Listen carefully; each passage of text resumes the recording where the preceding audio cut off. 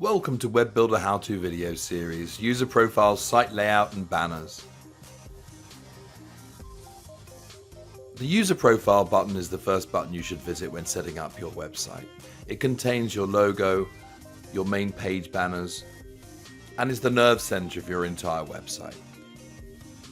Your user profile contains your company name, company address, contact details, an area where you can upload your logo, and up to 5 main homepage banners.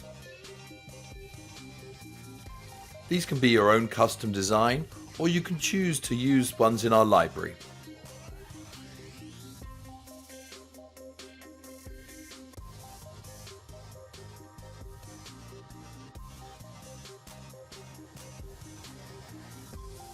Behind each slide banner, you can add a link. You add it in the slide banner link area here.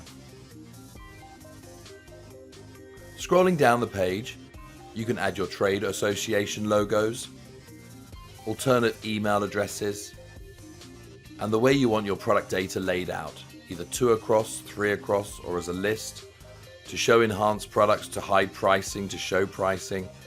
Almost every aspect of the product data can be controlled here.